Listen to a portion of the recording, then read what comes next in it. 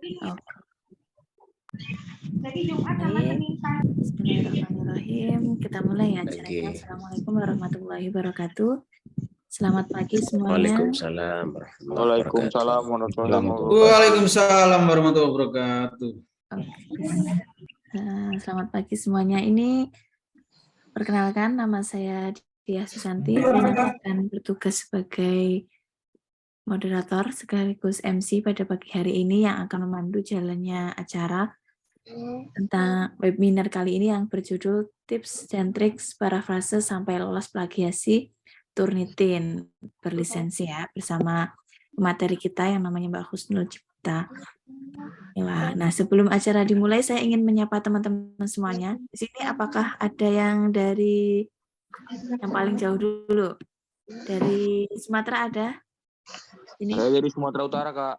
Oke, dari Sumatera Utara. Dari Kalimantan?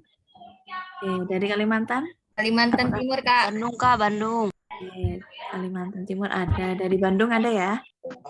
Dari Papua. Oke, dari Papua juga ada. Oke, bagaimana Jawa kondisi Timur, Kak. cuaca hari ini di Papua? Dari Aceh, Kak. Baik cuacanya. Oke, baik. Oke, baik. Sebelum acaranya dimulai, nanti saya akan membacakan susunan acara hari ini, ya kan? Jadi membacakan tata tertib, ya kan? Tata tertib terkait dengan webinar kita. Jadi nanti tolong disimak baik-baik ya. Yang pertama, setiap peserta harus menggunakan nama asli dan asal instansi. Jadi tolong teman-teman bisa di rename namanya sesuai dengan nama asli dan asal instansinya dari mana. Kemudian yang kedua, peserta wajib berpakaian sopan dan berperilaku sopan saat webinar nanti dilaksanakan. Ketiga, peserta diharapkan mematikan suara atau mute selama proses webinar nasional berlangsung. Nah, ini mungkin yang masih banyak teman-teman lupakan ya, tadi peserta yang masih unmute. Nah, ini nanti tolong selama webinarnya berlangsung itu speakernya tolong di mute supaya tidak mengganggu proses webinar berlangsung. Kemudian kolom chat akan dinonaktifkan demi kenyamanan narasumber dan akan dibuka 10 menit sebelum narasumber selesai memberikan materi. Kelima, semua peserta yang mengikuti webinar nasional dapat mengajukan pertanyaan, baik itu secara langsung setelah selesai narasumber memberikan materi, dan juga bisa mengetiknya di kolom chat. Jadi nanti ketika teman-teman ada pertanyaan di tengah-tengah narasumber menyampaikan materi, nanti bisa memberikan pertanyaannya melalui kolom chat. Tuh. Atau bisa mengaktifkan emoji hand, ya kan, raise hand, ketika nanti akan ada pertanyaan yang diajukan. Kemudian yang keenam, sertifikat nanti akan dibagikan bagi peserta yang mengikuti acara dari awal sampai berakhirnya webinar nasional dan akan dipandu oleh panitia terkait. Ketujuh, di akhir acara nanti link daftar hadir akan dibagikan 10 menit sebelum acara selesai. Jadi nanti teman-teman jangan lupa mengisi daftar hadirnya melalui link yang akan di-share di kolom chat. Dan dari para praja. Kemudian nomor 8, peserta yang tidak mengisi daftar hadir tidak akan mendapatkan sertifikat. Dikirimkan oleh panitia melalui grup. Minggu sekali itu berarti terus. Ini Ya. oh, dia dilatih terlalu banyak. Ya, masih unmute, tolong speakernya di-mute terlebih dahulu. Mungkin dari admin aja, Mbak. Tidak mengganggu. Dari admin. Ya, oke. Admin pantau ya. Oke, baik. Terima kasih sudah bergabung semuanya. Kita mulai acaranya. Pertama-tama marilah kita panjatkan puji syukur kita kehadirat Tuhan Yang Maha Esa yang telah memberikan nikmat sehat kepada kita semua sehingga kita bisa berkumpul dalam acara webinar mengenai tips dan trik parafrase sampai lolos plagiasi Turnitin. Nah, saya ucapkan terima kasih kepada seluruh peserta yang sudah hadir dalam acara ini. Semoga apa yang nanti kita diskusikan, apa yang narasumber sampaikan benar-benar membawa manfaat untuk kita semua. Oke. Dan selanjutnya di sini saya akan membacakan runtutan acaranya. Yang pertama nanti adalah kemudian Indonesia Raya, disusul acara keempat yakni memutarkan video company profile yang akan dihandle oleh admin. Kemudian setelah pemutaran video nanti akan disusul sambutan sekaligus membuka acara oleh Direktur Publika Scientific Solution. Selanjutnya ada pembacaan CV narasumber, kemudian disusul oleh materi dari narasumber, penyampaian materi oleh narasumber. Setelah itu ada diskusi atau masuk ke sesi tanya jawab, dilanjutkan kesimpulan dan penutup. Oke, untuk mengawali acara yang pertama yakni pembukaan, marilah kita awali dengan berdoa sesuai dengan agama dan kepercayaan masing-masing. Ya, berdoa dapat dilaksanakan.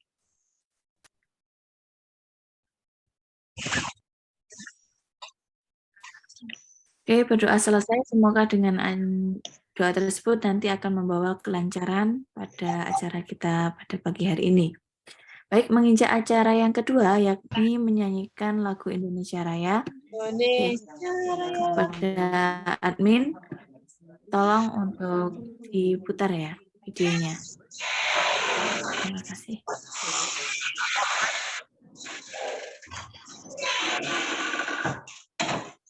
Yakni memutarkan video company profile. Oke, silakan bisa handle oleh admin.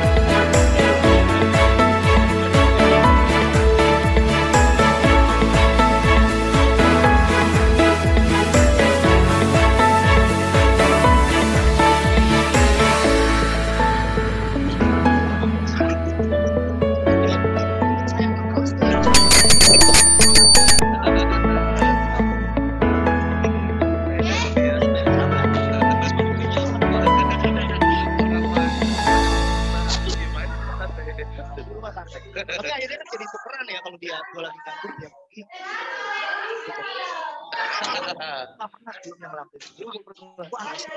Baik, terima kasih. Di acara selanjutnya yakni sambutan sekaligus membuka acara oleh Direktur Publika Scientific Solution. Nah, kepada Bapak Arif Rahman Hakim selaku Direktur Riviera Publishing, waktu dan tempat saya persilakan. Baik, Assalamualaikum warahmatullahi wabarakatuh. Kepada yang terhormat Ibu Husnul Ciptanila, SHME, dalam hal ini beliau adalah sebagai narasumber nasional dari tips and trik para frasa ya. Dan yang saya hormati Ibu Dian Susanti MED. Dalam hal ini beliau sebagai moderator webinar di Tips and Trick Parafrase. Dan yang saya hormati pula juga para rekan panitia dan para peserta webinar yang sudah hadir pada acara webinar ini yang diselenggarakan oleh Rivera Publishing dan disupport langsung oleh IAIN Ponorogo dan Universitas Hasyim Asy'ari Jombang. Alhamdulillah, puji syukur patut kita haturkan kepada Allah Subhanahu wa taala karena hanya kehendaknya lah kita mengadakan acara webinar pada kali ini yang bertemakan oleh tips and trick parafrase sampai lolos plagiasi Turnitin berlisensi. Salawat serta salam semoga terlimpahkan pada junjungan baginda Nabi Muhammad SAW dan keluarganya, sahabatnya, dan pengikutnya hingga akhir zaman nanti. Amin. Sebelumnya saya ucapkan terima kasih atas kehadiran rekan-rekan mahasiswa dan juga dosen, akademisi, dan yang semua yang hadir pada acara webinar kali ini. Hadirin peserta webinar yang saya hormati, webinar kali ini adalah webinar yang diselenggarakan oleh tim Rivera Publishing yang ketiga kalinya.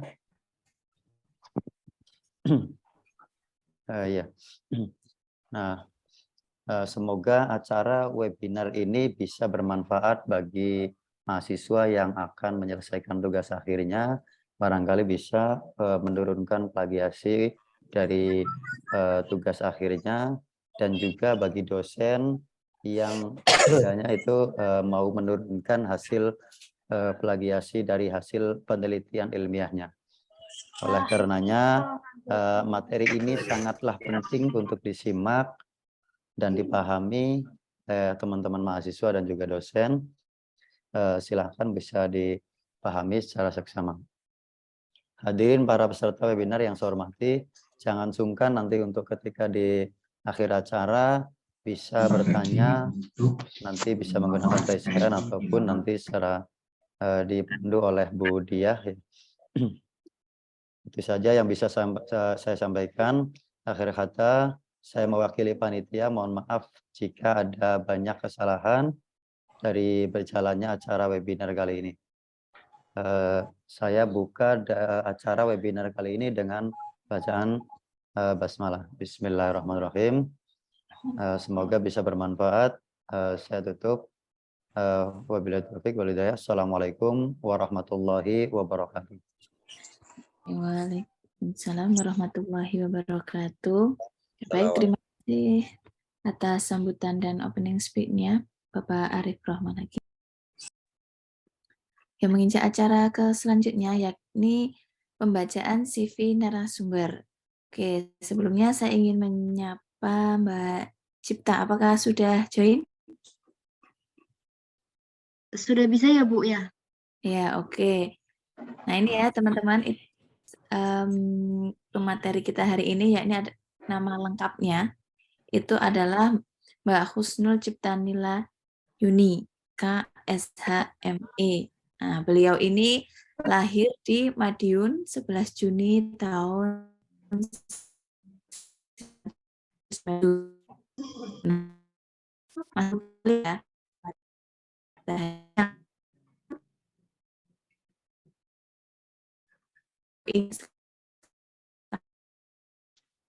Sudah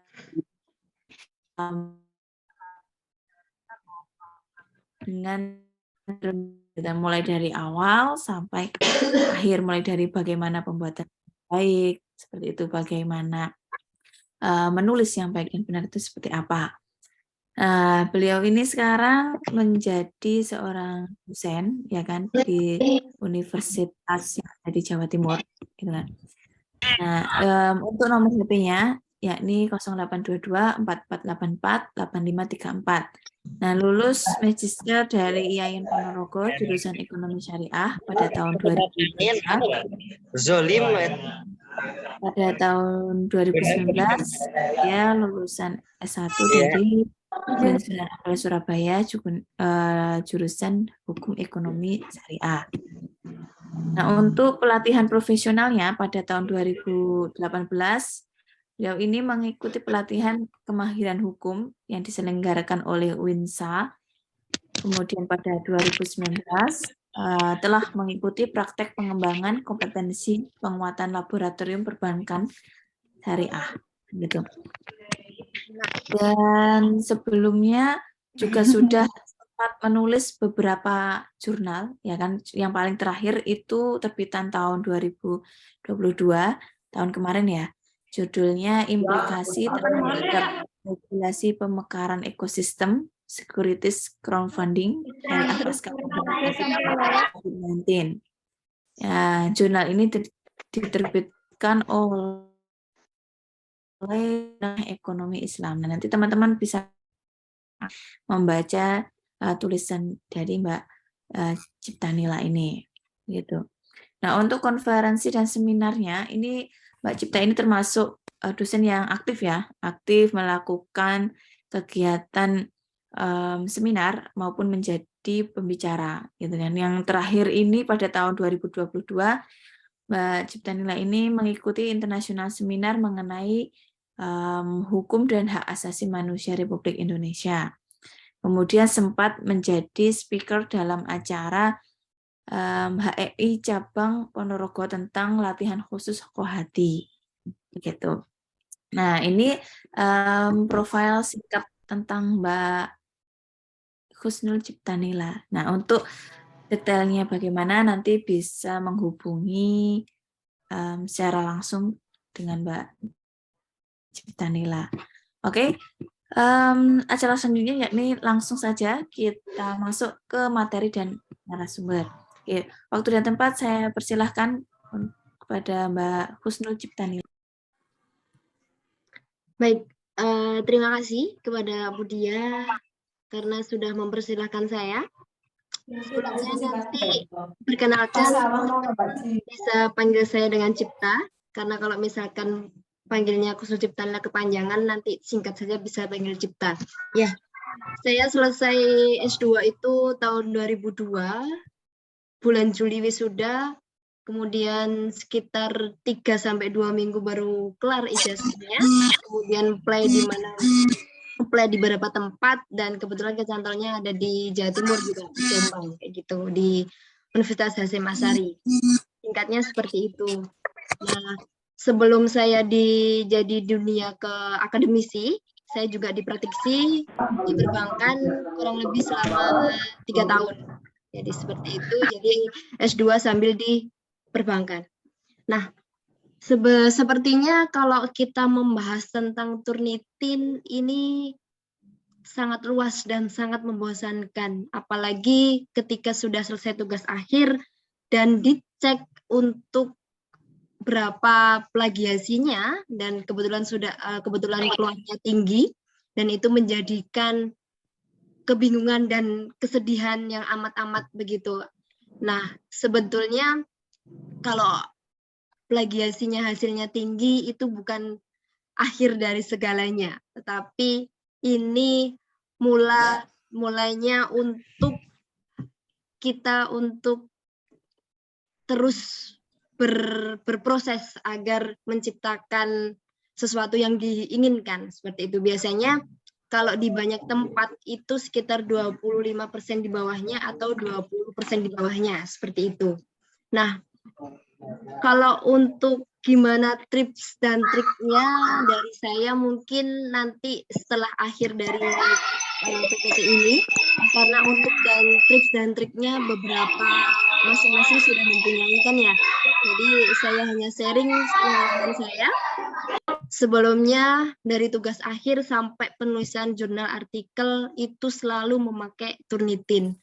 Dan lagi-lagi sempat waktu itu tinggi hasilnya, dan saya nyari tahu gimana caranya, akhirnya saya terapkan sendiri, saya gatok-gatokkan, dan akhirnya ketemu caranya ini, seperti itu.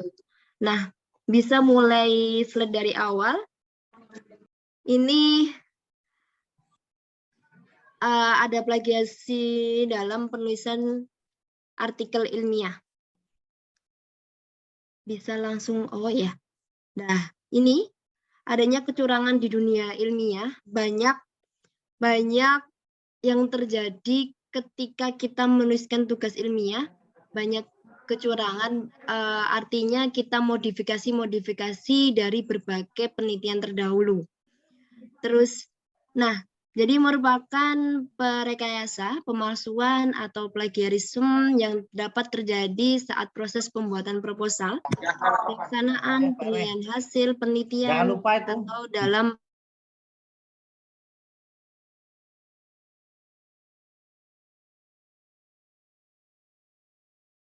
Ibu ke-mute, Bu.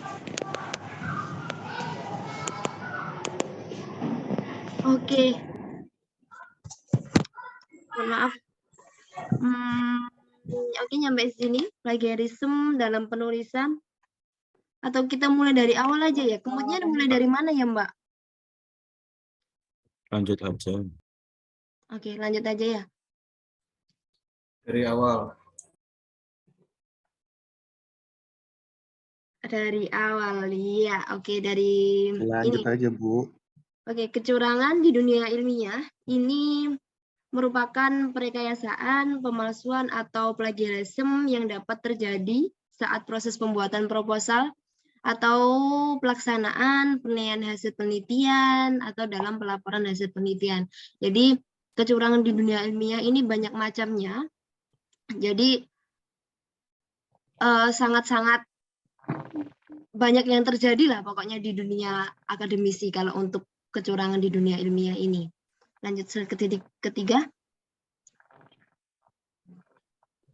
Nah, plagiarisme dalam penulisan ini dapat didefinisikan tindakan mencuri gagasan atau hasil pemikiran dan tulisan orang lain yang digunakan dalam tulisan seakan-akan gagasan itu atau tulisan orang lain itu tersebut ialah gagasan atau tulisan milik kita sendiri. Jadi seakan-akan kita mengakui bahwa gagasan atau tulisan itu milik kita, sehingga itu merupakan perbuatan yang merugikan orang lain, gitu, tanpa kita sadari. Lanjut.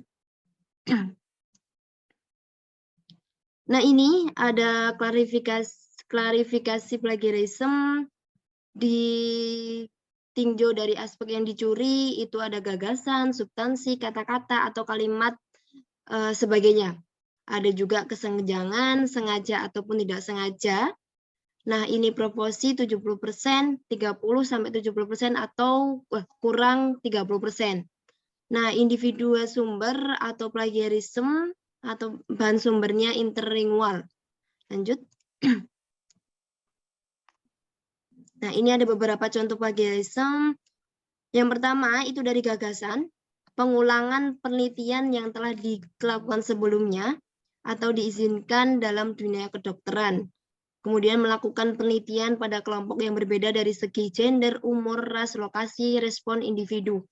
Nah, agar dianggap tidak plagiarisme, harus secara jelas menyatakan bahwa penelitian dilakukan sebelumnya dan dilakukan kembali untuk melihat hasilnya pada populasi atau keadaan yang berbeda. Jadi nanti saya bahas untuk teorinya ini agak cepat, mungkin nanti secara praktek aja ya.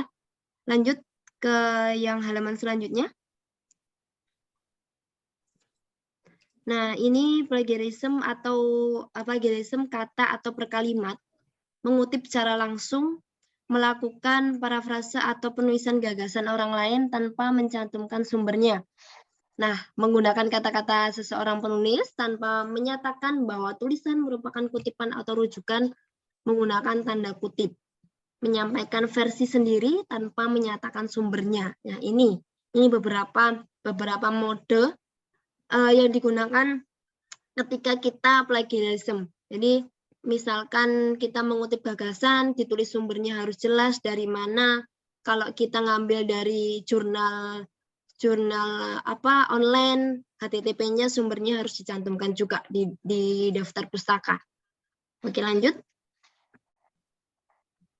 Nah, ini contoh lainnya juga menyalin atau memodifikasi dari buku, jurnal, koran, dan sebagainya menggunakan foto, video, atau tanpa izinnya.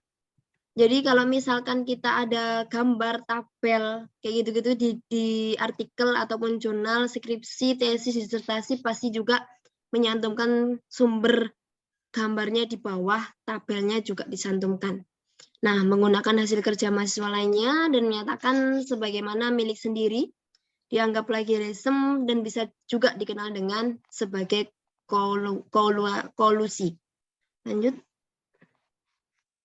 Contoh lainnya juga menerjemahkan literasi dari bahasa lain, tidak sama dengan parafrase, tanpa translasi, menggunakan esensi karya sendiri yang telah pernah diserahkan pada kegiatan belajar, sebetulnya atau dibukukan sebelumnya tanpa dinyatakan, ini disebut autoplagiarism. Memakai gambar, diagram karya sendiri dari sumber lain, membayar orang lain untuk melakukan kerja ilmiah, dan mengakuinya sebagai karya sendiri. Lanjut. Nah, ini ada beberapa alasan plagiarisme: tidak disengaja, terlalu terpengaruh, tidak disengaja mengulangi bacaan sebelumnya. Kemudian tidak cukup waktu karena terlalu banyak tugas yang menumpuk, apalagi kalau persoalan S2, S3 itu tugasnya terlalu banyak kan ya. Harus submit jurnal di setiap mata kuliah, itu pasti. Kemudian waktu yang disediakan untuk menulis ini tidak cukup, sehingga mengambil jalan pintas untuk mencapai tujuannya itu. Kemudian tidak paham cara merujuk dengan baik dan benar. Mungkin ini ada beberapa yang banyak penulisan footnote, daftar pustaka, ini banyak yang keliru sebenarnya. Dan di kalangan mahasiswa pun di tingkat akhir semester 7, penulisan footnote sampai daftar pustaka pun tidak paham. Entah mahasiswanya di kelas kurang memperhatikan dosennya, atau di mata kuliah metode penelitian kurang diajarkan, ataupun gimana. Seharusnya ketika pemilihan pemilihan dosen untuk mata kuliah metode biologi penelitian ini harus benar-benar faknya di situ gitu loh. Jadi ketika mahasiswa menulis tugas akhir, benar-benar harus diaplikasikan. Lanjut. Nah, ini ada beberapa pencegahan plagiarisme, kemudian pelatihan sejak pendidikan dini. Ini mengenai caranya menulis, tugas menulis atau reading assessment. Jadi tugas mahasiswa itu membaca, menulis, dan menulis. Melakukan parafrase dari sumber, menyarikan rujukan. Kemudian perangkat lunaknya ini banyak yang bisa digunakan, Mendeley ataupun Zetero dan lain sebagainya. Lanjut.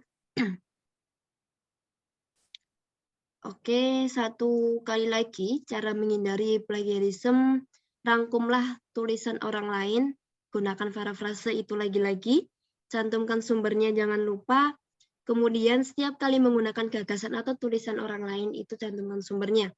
Nah, bila perlu, menggunakan kalimat atau kata-kata asli, berilah tanda kutip pada bagian-bagian yang disalin. Jadi harus ditandai. Misal nih, kita ngutip gagasan orang lain. Kemudian di bawahnya kita harus kasih penjelasan maksud dari gagasan itu bagaimana gitu loh. Jadi tidak hanya tinggal comot langsung dimasukkan jadi satu, gitu tidak. Lanjut.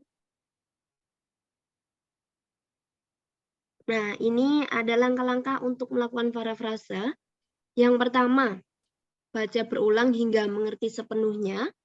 Kemudian yang kedua, tulis dengan kata-kata sendiri. Yang ketiga, tandai kata-kata dalam parafrase tersebut untuk digunakan kemudian pada tempat dalam tulisan Anda. Yang keempat, cocokkan tulisan pada kartu sesudahkah semua informasi terpenting dari sumber sudah tertangkap pada parafrase. Jadi di poin 4 ini, gagasan yang kita tulis parafrase itu dibaca ulang apakah poin-poinnya sudah masuk dalam parafrase yang kita tulis ulang itu tadi.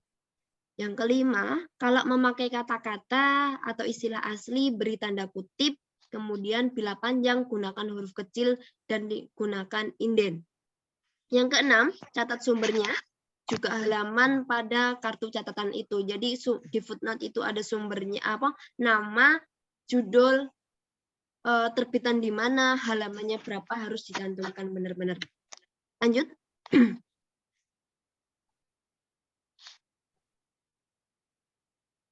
Oke. Ini hal yang bukan plagiarisme. Apabila fakta sudah dianggap pengetahuan umum, maka merupakan hal yang lazim, yang sudah umum, informasi yang sama dari kurang-kurangnya 5 sumber, mudah ditemukan dalam referensi umum, informasi yang sudah banyak dalam buku ajar. Ini minimal 5 atau ada 100-an. Kemarin sempat di S2 itu penulisan tesis harus 100 referensi. Gitu. Lanjut. Nah, ada beberapa sanksi plagiarisme. Ini sangat bervariasi, tergantung berapa derajatnya plagiarisme dan forum ilmiah tempat plagiarisme itu yang digunakan untuk submit. Nah, jadi bisa juga berkisaran dari penolakan publikasi, hambatan kenaikan peringkat jabatan sampai pemetaannya. Jadi untuk sanksinya ini banyak, jadi relatif lah ya. Ada peringatan lisan ataupun tertulis, penundaan kenaikan pangkat, pembatalan kenaikan pangkat, pencabutan gelar, penuntutan ke pengadilan, sampai ke pengadilan ini pun juga diatur di undang-undangnya ada. Lanjut. Nah, ada undang-undang hak cipta. Undang-undangnya ini dibuat untuk melindungi hak kekayaan intelektual, juga dapat merupakan hasil karya seni, misalkan musik, lukisan, desain, video, ataupun yang lain. Kemudian memuat kekuatan hukum, hingga pembajakan merupakan hal yang ilegal dan dapat dituntut secara hukum. Lanjut.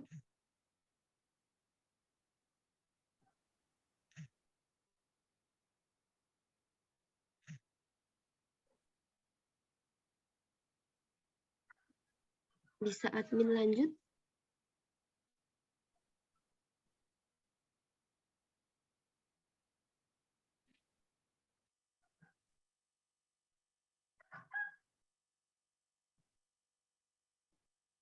Oke, ini ada beberapa materi yang dilindungi hak cipta. Bisa buku telepon, buku putih, hasil riset, ataupun domino publik ini yang dijadikan materi yang tak dilindungi hak cipta. Mohon maaf, materi yang tak dilindungi hak cipta. Lanjut.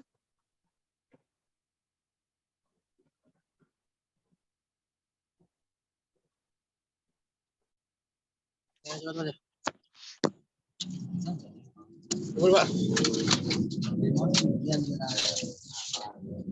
Operasi. Mana admin? Admin bisa minta tolong PowerPoint-nya?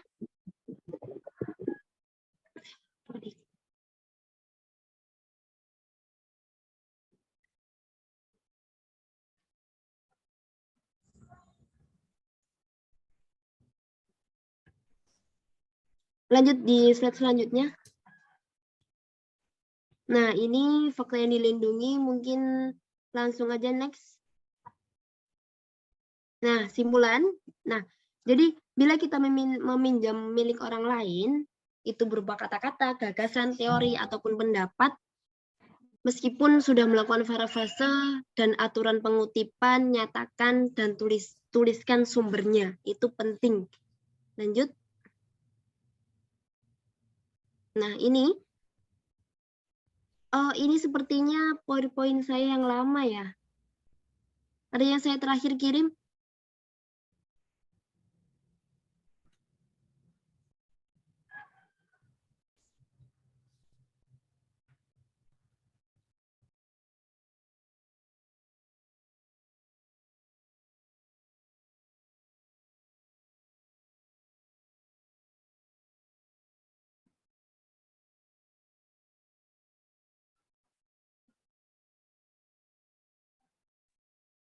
Mohon maaf.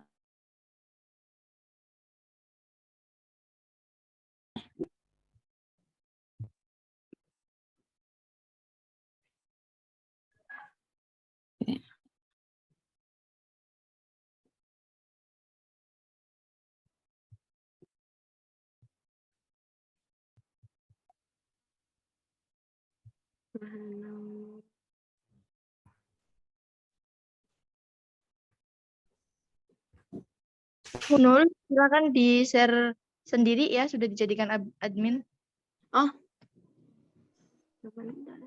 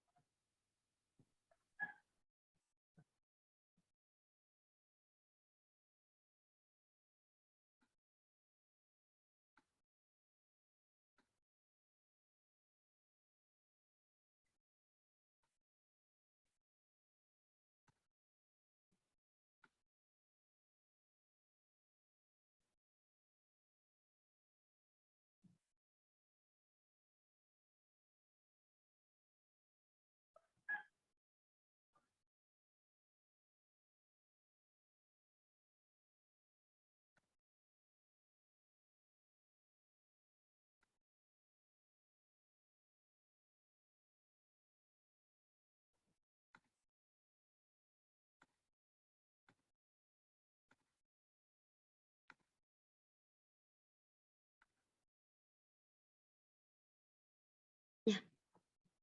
Share screen saya bisa kelihatan? Bisa, Bu. Kelihatan. Bisa Kak, bisa. Ini ada beberapa latihan plagiarism. Jadi saya punya kalimat yang menggambarkan adanya diskriminasi antara perempuan dan laki-laki di suatu perusahaan. Jadi kalimat alsinya begini. Lucia mengatakan dirinya pernah mengalami. Jadi Lucia mengatakan dirinya pernah mengalami bekerja di perusahaan yang membedakan upah antara perempuan dan laki-laki. Selain itu, struktur sosial perusahaan membatasi jenjang karir perempuan untuk mencapai jabatan yang lebih tinggi. Perempuan sering dikatakan tidak bisa berpikir logis dan banyak menggunakan intuisi, sehingga tidak bisa berada di posisi yang strategis, ujarnya. Nah, bagaimana kalimat parafrasenya? Yang pertama, kita harus paham dulu poinnya di sini ada siapa. Ada Lucia. Nah, Lucia ini pernah bekerja di perusahaan. Kemudian adanya perbedaan upah antara perempuan dan laki-laki. Nah, selain itu, struktur sosial juga merupakan perusahaan membatasi jenjang karirnya. Sehingga dikarenakan perempuan itu tidak bisa berpikir logis dan menggunakan intuisinya. Nah, jadi tidak bisa berada di posisi yang strategis. Bagaimana kalimat parafrasenya? Nah, saya buat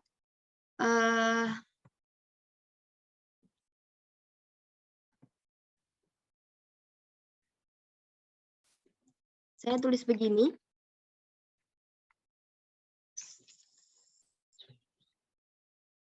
Seorang wanita bernama Lucia menyatakan bahwa dia pernah bekerja di perusahaan yang memberikan gaji berbeda antara laki-laki. Ini saya blok dulu aja ya, biar kedepan. Nah.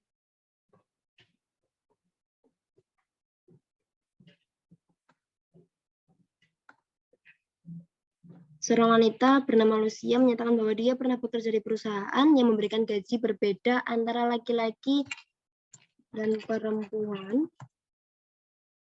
Ini udah titik aja nggak apa-apa. Perusahaan itu juga memiliki ideologi yang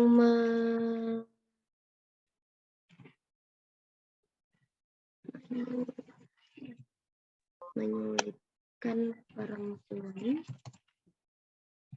untuk mencapai karir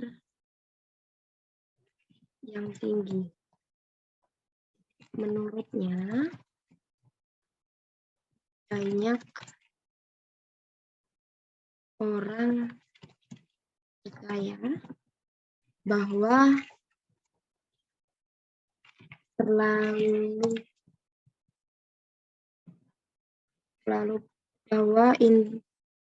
banyak orang percaya bahwa intuisi dan tidak banyak menggunakan logika. Oke.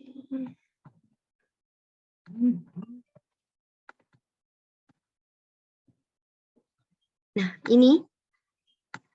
ini menurut saya parafrasenya dari yang di atas. Jadi parafrase ini terserah kita. Artinya mau di model yang berbentuk gimana pun itu terserah kita. Artinya bagaimanapun parafrasenya ini tidak menyurutkan, menghilangkan poin-poin yang ada di kalimat awalnya. Jadi pertama, gunakan kedisiplinan membaca kalimat aslinya. Kalau perlu, baca bolak-balik kalimat aslinya, agar kita paham isi dari gagasan itu. Yang kedua, memahami isinya. Isinya ini apa sih sebenarnya dari gagasan ini, atau kalimat aslinya ini. Nanti kita tulis ulang, kita rangkum kata-katanya agar nyambung dari kata satu ke kata yang lain, kayak gitu. Yang ketiga, ceritakan atau tulislah dengan gaya bahasa sendiri. Ini sih yang butuh waktu untuk beberapa, yang tidak sebentar untuk menulis kembali ulang ketika kalimat itu kena merah-merah atau banyak warna-warninya di artikel kita. Jadi 3 cara itu sih yang sebenarnya kedisiplinan membaca kalimat aslinya, kita harus paham benar-benar isinya apa. Kemudian yang kedua memahami isinya, yang ketiga kemudian ceritakan kembali, tulislah kembali dengan gaya bahasa sendiri.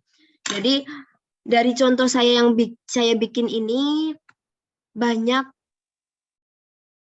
model kalimat parafrasenya, nggak hanya ini. Jadi bisa nanti jadi dari orang sekitar 700-an ini punya bentuk parafrase sendiri-sendiri untuk suatu gagasan, satu kalimat, satu paragraf kayak gitu. Nah, ini bila jawaban Anda nanti benar, kepekaan Anda mengenai plagiarisme sudah baik. Kemudian selamat menulis, semoga tidak terjadi lagi plagiarisme yang yakin tidak disengaja maupun disengaja. Jadi itu sih cara saya. Ini nih, baca, pahami, kemudian tulis. Ada 3 itu. Baca, pahami, dan tulis. Baca bolak-balik sampai betul-betul paham isi dari gagasan itu. Kemudian ini ada teknik parafrase bagi pemula. Yang pertama, baca periksa teksnya, tandai kata-kata atau ide penting.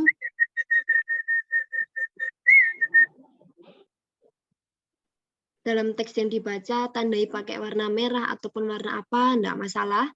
Kemudian cari parafrase-parafrase alternatif yang mempunyai kesetaraan dari makna itu. Biasanya ini bisa dari rubah kalimat pasif menjadi aktif, kemudian aktif menjadi pasif. Itu bisa juga menjadi salah satu cara bagaimana kita parafrasenya. Kemudian susun ulang parafrase tersebut sehingga mempunyai makna yang sama dengan teks aslinya. Gaya bahasanya boleh beda, poinnya disamakan juga tidak masalah.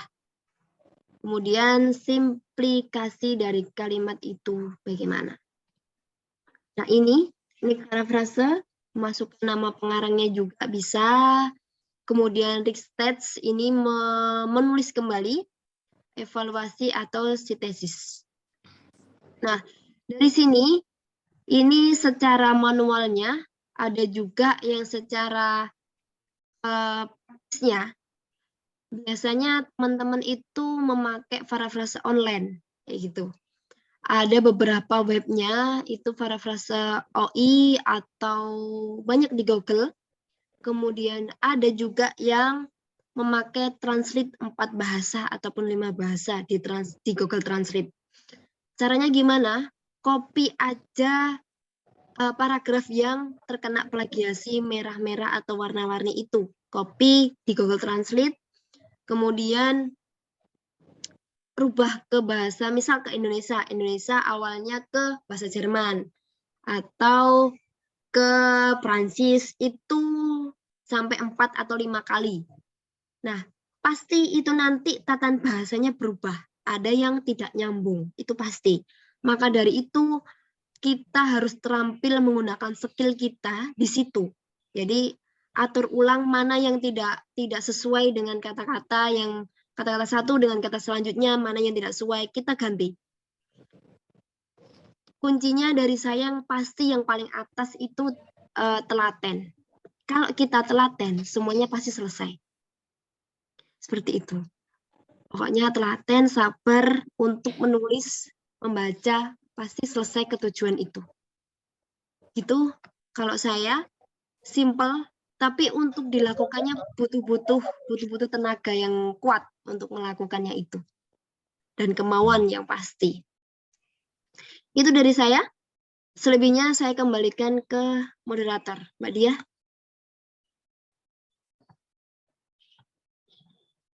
Oke, terima kasih Mbak Husnul.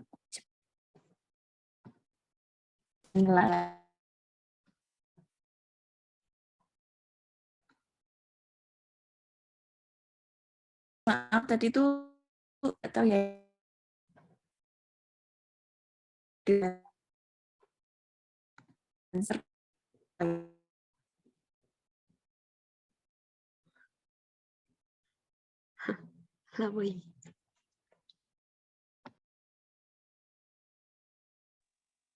Bu Santi, nggak ada suaranya?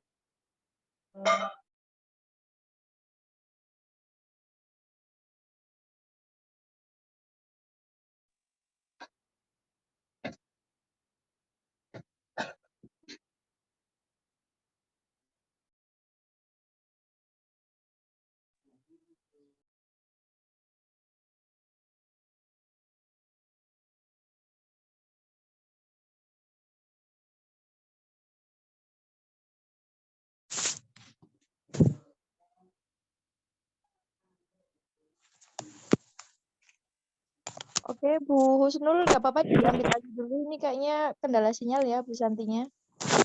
Pilih aja untuk yang bertanya. Silakan untuk yang bertanya.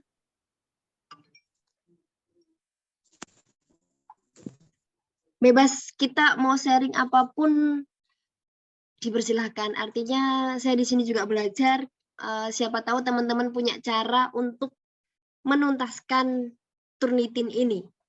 Jadi pasti dari 705 orang pasti punya cara yang berbeda-beda untuk menyiasati cara Turnitin ini. Monggo. Oke, mohon maaf ya. Langsung aja. Kak, izin. Kak. Oke, ini saya persilahkan dari yang angkat tangan terlebih dahulu ya. Dari Bapak Ansori, monitoring. Oke. Ya, silakan bisa bertanya. Baik, terima kasih. Saya mau bertanya, Bu, terkait dengan Turnitin dan penulisan karya ilmiah. Yang saya pernah lakukan itu untuk pengambilan materi, otomatis kita mengutip dari beberapa artikel, jurnal, dan lain-lain. Nah, ketika itu kita sudah mencantumkan sumbernya, tapi saat kita diturnitin, itu tingkat similarity-nya itu masih tinggi. Itu ada triknya nggak, Bu, untuk mengatasi hal tersebut? Oke, baik, kita tampung dulu ya untuk termin pertama. Nanti akan ada 3 penanya. Yang pertama tadi dari Bapak Ansori untuk menurunkan similaritas ya setelah dicek Turnitin. Kemudian yang kedua silahkan Nahrul Mukholidah. Silakan. Baik Kak, sebelumnya terima kasih ya, izin bertanya, bagaimana ya Kak ketika kita itu melakukan parafraser tapi ketika pas di tengah-tengah melakukan parafraser itu kita kayak ngerasa buntu gitu Kak, kayak di pikiran itu tuh tiba-tiba berhenti untuk bisa melanjutkan kalimat yang udah kita pahami di jurnal yang udah kita baca gitu Kak. Baik, terima kasih.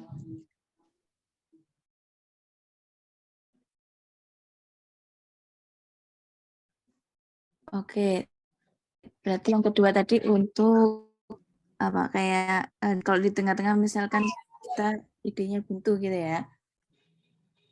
Oke, yang ketiga dari Saudara Fahru Rozi, silakan. Baik, terima kasih. Sebelumnya, Assalamualaikum.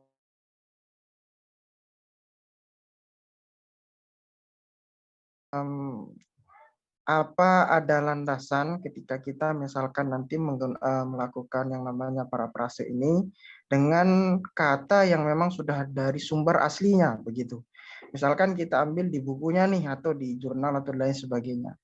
Tapi terkadang yang sering saya jumpai, walaupun kita sudah ngetik nih pakai jari tangan di laptop dengan ngambil sumber tidak langsung jiplak gitu, baik dari buku maupun jurnal, tapi tetap ada plagiasinya ketika dites Turnitinnya. Itu ketika kita misalkan melakukan yang namanya parafrase itu, tentu otomatis dari apa bahasa dari sumber aslinya pasti nanti akan berubah. Nah, ketika kata dari sumber yang kita ambil itu berubah dari makna asli, makna sumber asli kata-katanya, itu apakah diperbolehkan atau bagaimana? Takutnya nanti ada, loh, kok ini sumbernya footnote-nya dari ini, tapi kok bahasanya berbeda begitu? Apa tidak melanggar hukum atau bagaimana? Terima kasih. Ya baik, untuk termin pertama cukup 3 penanya dulu ya. Yang pertama tadi bertanya tentang bagaimana cara menurunkan similaritas setelah kita tahu bahwa naskah kita itu ada yang terdeteksi plagiasi. Kemudian yang kedua itu adalah untuk membuat kita itu idenya selalu bersambung terus, tidak buntu di tengah-tengah jalan. Dan yang ketiga tentang landasan melakukan parafrase itu apa. Ya mungkin bisa langsung dijawab oleh dari kita hari ini, Mbak Ciptanila. Baik, Bu Dia, terima kasih atas persilahan untuk saya menjawab pertanyaan. Yang pertama, mengenai teori ya. Teori yang kita gunakan untuk sebuah penulisan. Pasti tidak jauh teori, pasti kita mengutip. Nah, di sini batas maksimal dari Turnitin itu 20%. Jadi gunakan sebaik mungkin. Kalau misal 20% itu dari teori itu sendiri, ya tidak masalah. Pokoknya kita lulus 20% ya tidak masalah. Kalau misal pendapat atau teori kita parafrase, ya saya tidak menyarankan itu gitu loh. Soalnya teori ataupun pendapat para ahli itu saklek, artinya ya itu gitu loh. Gimana cara siasatinya? Tulis pendapat para ahli, teorinya, kemudian kita pakai bahasa kita sendiri di bawahnya. Gunakan maksimal 20% itu untuk teori tidak masalah. Yang penting isi, kemudian latar belakang itu tidak kena. Artinya kata-kata kita sendiri, gagasan kita sendiri, seperti itu. Untuk yang kedua, ketika buntu parafrase gimana? Nah, ini yang biasanya terjadi di kalangan para akademisi ketika menulis. Biasanya itu buntu pasti dan manusiawi, dan tidak perlu khawatir. Artinya kalau misal kita buntu, baca penelitian terdahulu. Baca buku-buku yang terkait tentang apa yang mau kita tulis. Ketika kita sudah baca, oh iya, muncul suatu ide, tulis lagi. Gitu.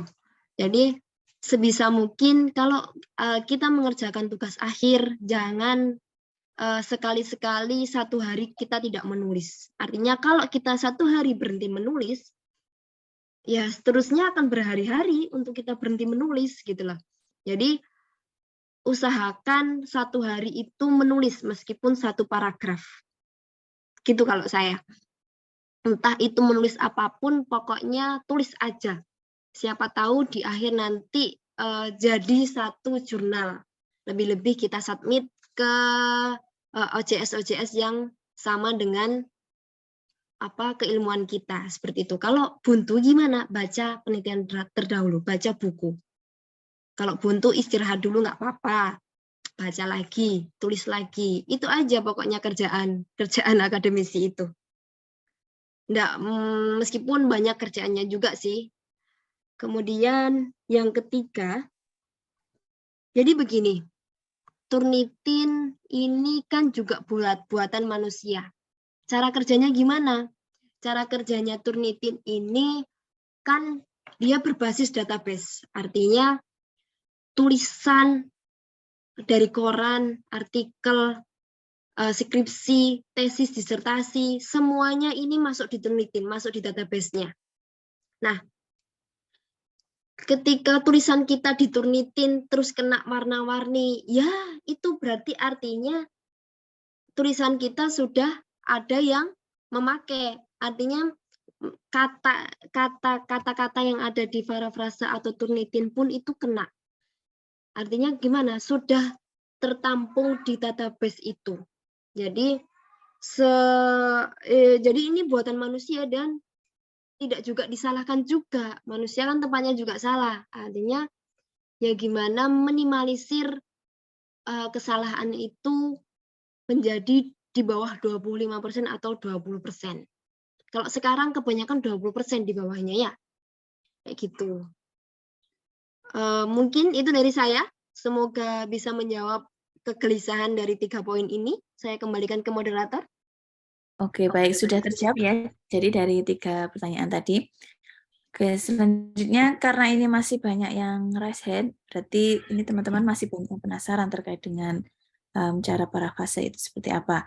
Oke, saya buka lagi untuk 3 penanya. Silahkan Bapak atau Syarif bisa mengajukan pertanyaan. Baik, selamat pagi.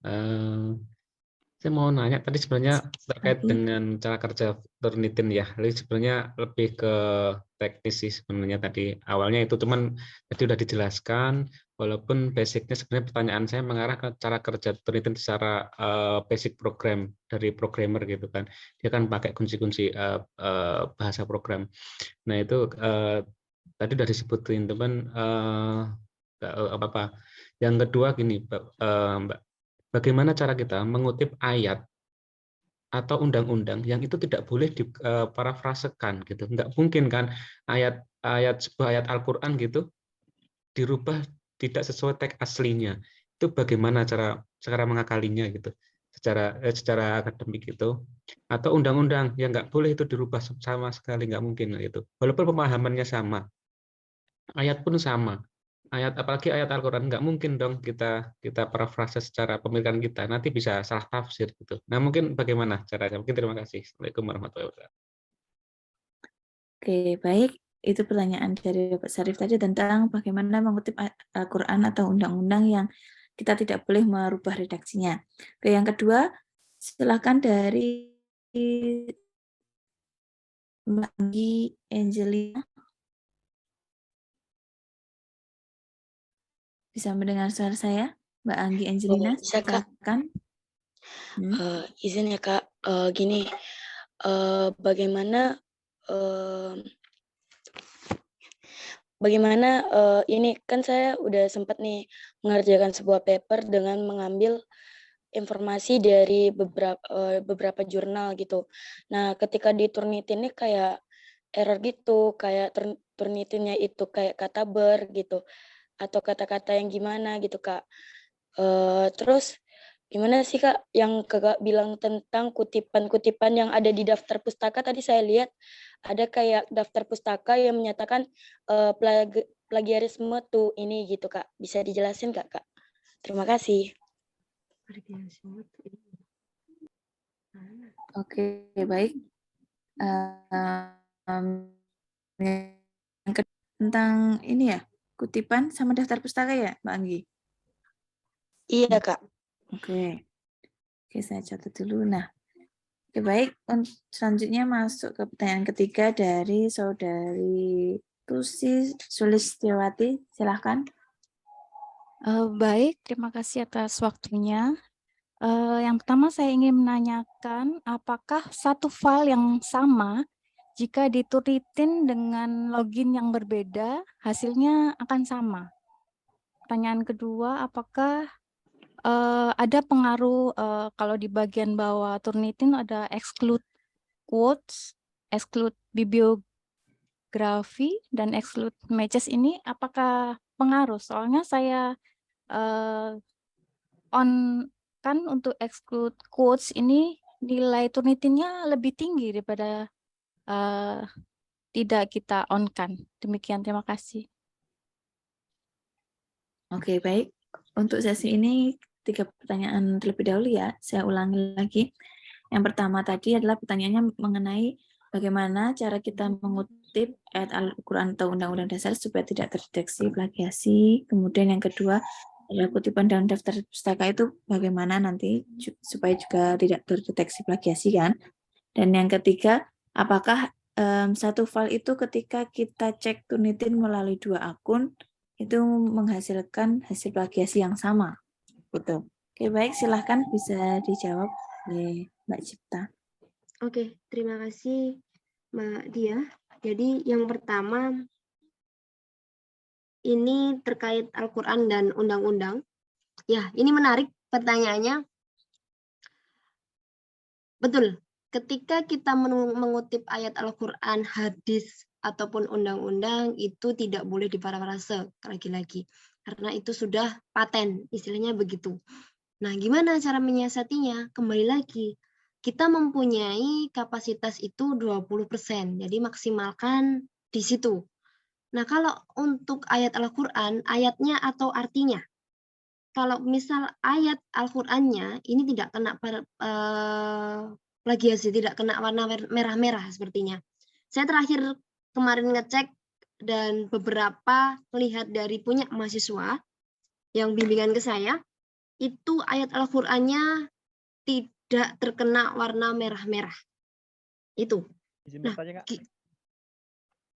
gimana untuk undang-undang? Undang-undang ini tidak dianjurkan untuk semuanya dimasukkan di artikel ataupun di tugas akhir. Misal nih, analisis hukum Islam dan undang-undang nomor analisis hukum Islam dan Inpres nomor 1 tahun 2002 tentang BPJS misalnya ya, kan Inpresnya pasti nih di bab 2 itu tentang Inpres dan analisis hukum Islamnya, teorinya kan ya. Nah, di Inpresnya ini jangan dimasukkan isi undang-undangnya di tugas akhir, jangan.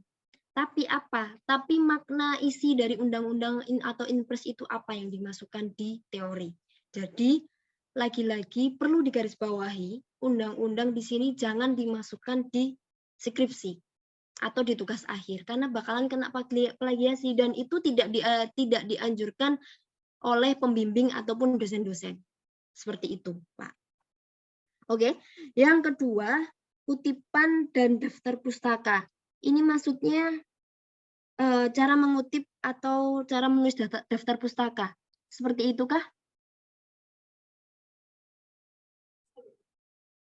Mbak. Iya, Kak.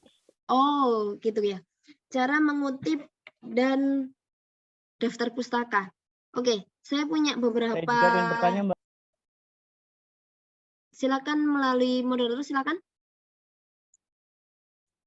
Mohon maaf untuk yang ingin bertanya mungkin nanti setelah selesai dijawab ya.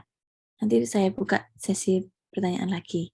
Oke. Langsung saja nggak apa-apa ya Mbak nanti Mbak. Iya, oke.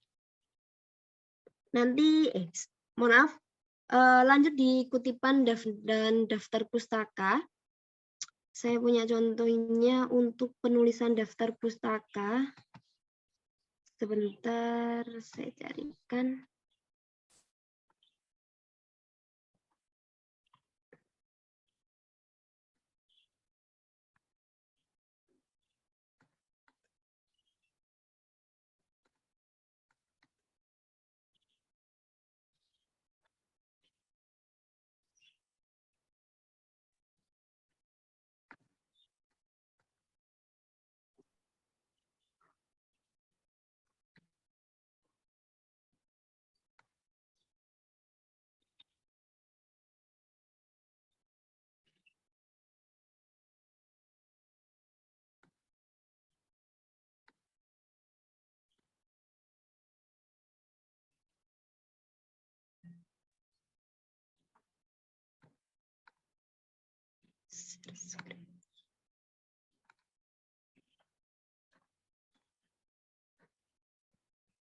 Ya, bisa kelihatan screen saya? Bisa, Kak. Nah, ini beberapa contoh untuk daftar pustaka. Sekarang ada caranya gampang, bisa melalui Mendeley atau Zotero. Kalau di Mendeley itu gampang, tinggal kita insert aja sudah keluar model seperti ini. Ini modelnya apa style. Kalau misalkan model seperti ini. Jadi penulisan untuk daftar pustaka itu namanya dibalik, kemudian tahunnya, ini judulnya, judul artikel, kemudian kalau itu dari jurnal, kita dicetak miring ininya. Nama jurnalnya dicetak miring. Kemudian ini volume dan nomor berapa, yang terakhir ini halamannya. Ini untuk penulisan daftar pustaka. Seperti itu. Jadi tidak perlu khawatir, tapi kalau dulu saya waktu SMA itu kelas 3 kalau nggak salah, iya diajarin bikin daftar pustaka, ada singkatannya. Tapi saya lupa singkatannya apa. Jadi biar mempermudahkan siswanya untuk bikin daftar pustaka bagaimana caranya. Pokoknya namanya dibalik, tahun, judul bukunya, kemudian ini jurnalnya, nama jurnal, terus volume berapa, nomor, halaman. Nah, kalau misalkan jurnalnya itu dari online, kita sambungkan HTTP berapa, gitu ada di sini di daftar pusakanya. Itu. Ini kalau seperti ini bentuk apa style. Kemudian gimana cara mengutipnya ya kan? Cara mengutip untuk apa? Footnote ataukah daftar pustaka atau kutipan yang bagi seperti apa? Banyak kutipan jenisnya. Yang gimana, Kak Anggi? Ini Kak, kemarin kan sempat kayak buat paper gitu kan Kak, ngambil kutipan gitu kayak tulisannya itu udah diubah gitu. Tapi untuk nama si pengutip ini tetap kena plagiarisme gitu Kak. Itu gimana solusinya Kak? Namanya tetap kena plagiarisme. Ya, lagi-lagi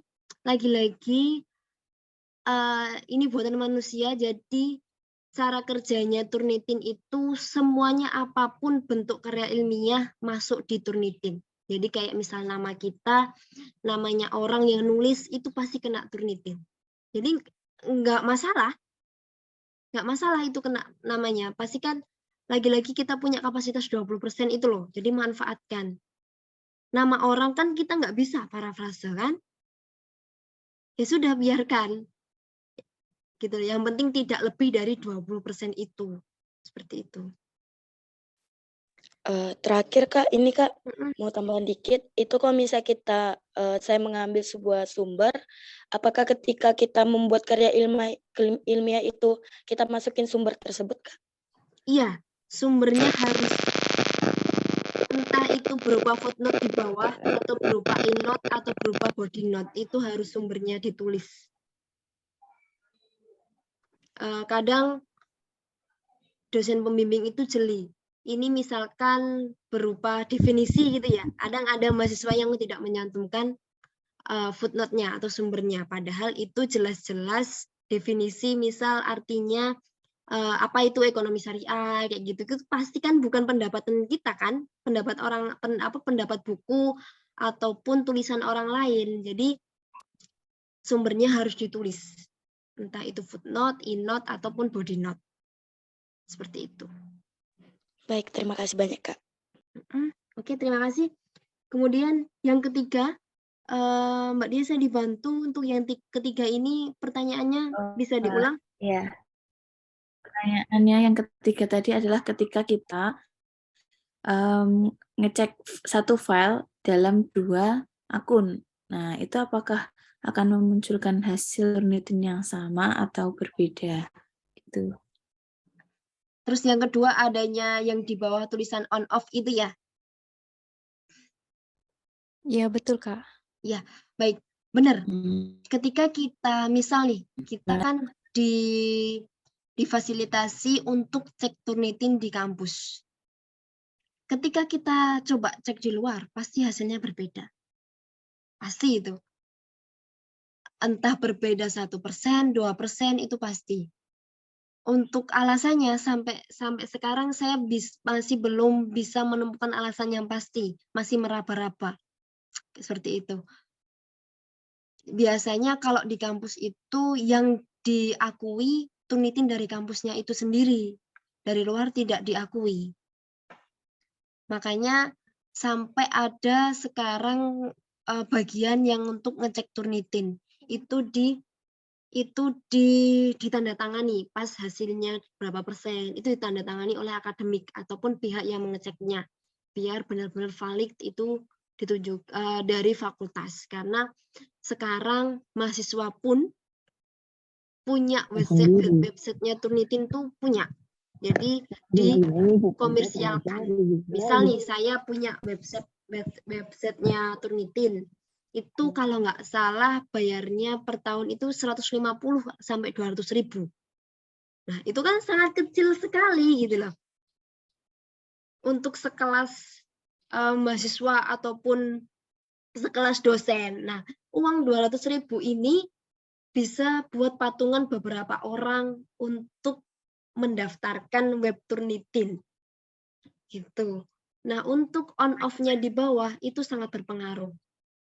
Saya kalau mengecek Turnitinnya mahasiswa, itu saya scroll sampai ke bawah berapa hasilnya.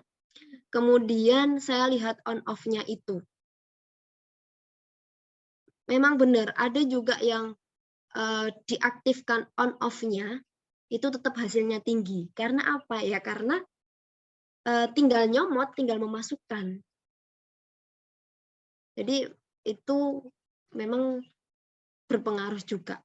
Bisa dilihat di bawahnya itu, on off, on on. Yang diakui biasanya kalau dari kampus itu on semuanya, tiga-tiganya. Kan ada 2 di bawah, terus yang di sebelah kanan itu ya? Iya, itu. Gitu sih. Iya, oke. Saya kembalikan ke moderator. Terima kasih. Oke, terima kasih. Sebelum kita masuk ke sesi diskusi yang selanjutnya, ini saya mengingatkan kepada seluruh peserta untuk mengisi daftar hadir. Ya kan, linknya sudah ada di kolom chat. Nanti silahkan jangan lupa mengisi daftar hadirnya karena itu nanti akan menentukan sertifikat yang akan diterima oleh teman-teman semuanya. Nah, oke, sebelum kita masuk ke sesi yang diskusi selanjutnya atau ke termin yang terakhir, ini saya akan sedikit memberikan ice breaking buat teman-teman terkait dengan acara webinar kita hari ini. Nah, acara ini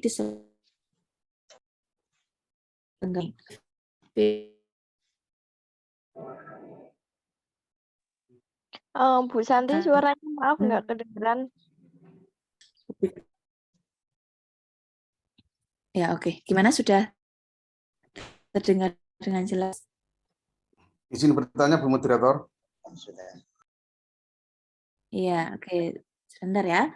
Nah, saya sedikit ice breaking sebentar, memberikan informasi ke teman-teman terkait dengan Riveria Publishing. Nah, nanti kalau teman-teman mengalami kesulitan dalam hal publikasi, nanti bisa dibantu oleh lembaga Riveria Publishing yang hari ini memberikan acara penyelenggaraan. Nah, untuk seperti apa yang ditawarkan bagian akhir sebelum.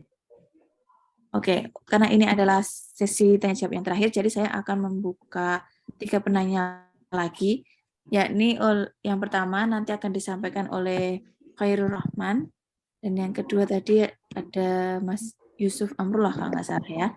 Oke, silahkan Mas Khairul Rahman bisa. Izin bertanya sebentar, Bu Moderator. Baik, terima kasih. Oke, lanjut.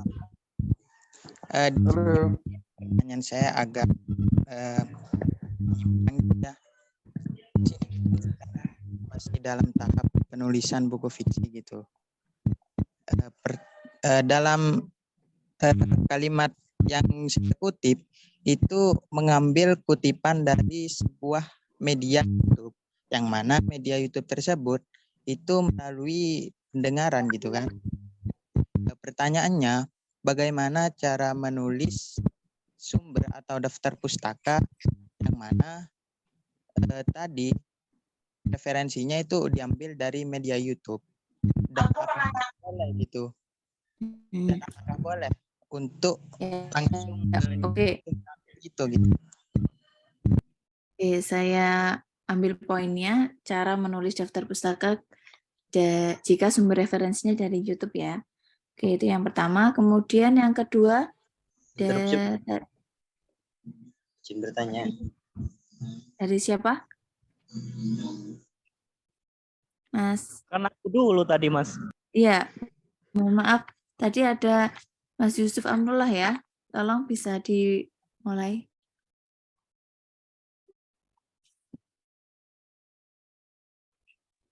Oke, bismillahirrahmanirrahim. Assalamualaikum warahmatullahi wabarakatuh. Waalaikumsalam warahmatullahi wabarakatuh. Izin bertanya ini, Mbak Moderator. Berbicara tentang parafrase, itu sering sekali saya melihat mahasiswa menggunakan situs, kemudian ada yang menggunakan terjemahan Indonesia ke Inggris, kemudian disalin. Nah, yang menjadi ambigu itu ketika menggunakan aplikasi parafrase, situs parafrase, itu kok masih kena gitu loh dalam hitungan Turnitin. Padahal itu kan juga sudah situsnya kan udah khusus gitu ya Mbak ya, tapi masih kena gitu.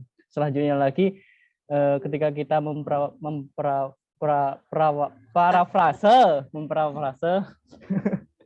menggunakan logika kita dengan kata-kata bahasa kita, itu pun juga kadang-kadang masih kena loh Mbak. Itu yang menjadi kunci apa sih Mbak? Itu bisa disimpulkan Mbak Moderator. Ya, oke. Baik, ini berarti lebih ke tips-tipsnya ya. Kalau kita udah parafrase manual, ya kan, dengan pemikiran kita maupun dengan sistem, itu kok masih terkena plagiasi, itu bagaimana, gitu kan. Oke, kemudian pertanyaan yang ketiga, ini dari Nandi Raditya. Oke, silahkan. Ya, bismillahirrahmanirrahim. Assalamualaikum warahmatullahi wabarakatuh. Izin bertanya, moderator. Tadi kan dikatakan ketika kita membuat suatu karya tulis itu tidak boleh terlalu banyak mengutip undang-undang ya. Nah, sedangkan banyak kali pesertanya, 665 orang. Aku mahasiswa hukum, otomatis ketika membuat karya tulis itu pasti banyak mengutip undang-undang atau KUH pidana dan perdata dan sebagainya. Itu gimana untuk mengatasinya? Untuk menghindarinya itu parafrase. Oke, baik.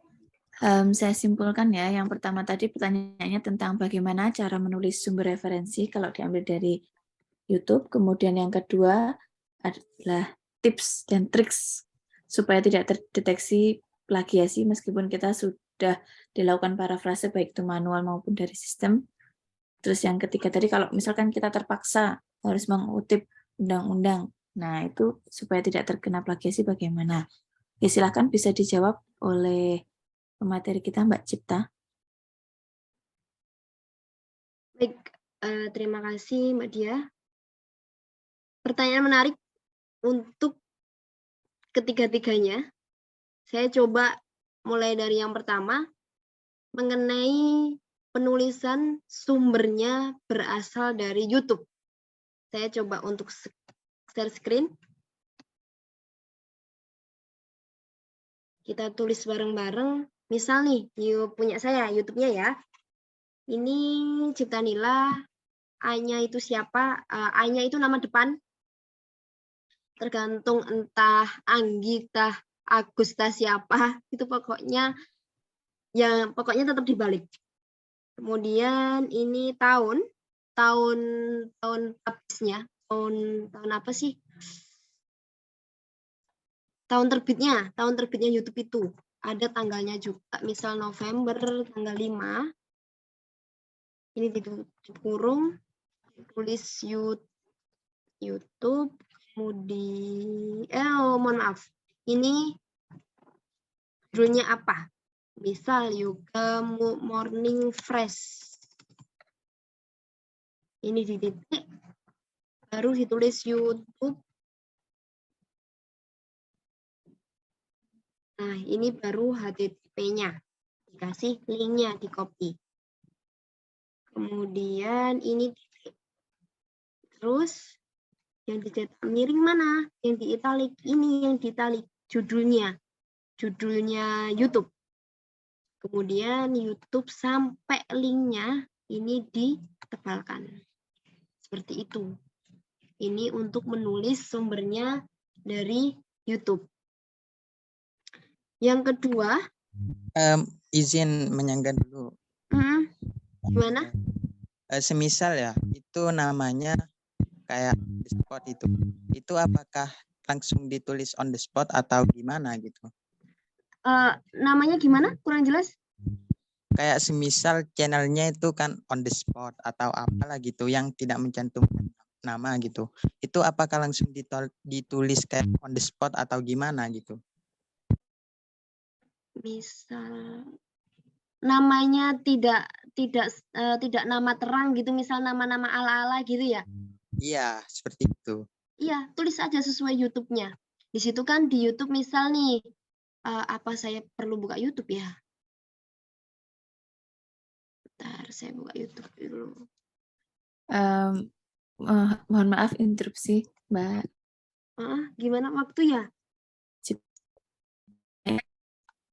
Jadi mungkin langsung aja cara menulisnya gitu aja, nggak apa-apa, tidak perlu buka YouTube ya. Oke, ini pokoknya nama YouTube-nya, entah itu nama samaran ataupun nama inisial ataupun nama yang dibuat ale-ale itu enggak masalah, itu memang apa adanya real gitu loh. Jadi nggak perlu nama aslinya. Pokoknya ini nama yang tertera di YouTube-nya itu apa, seperti itu.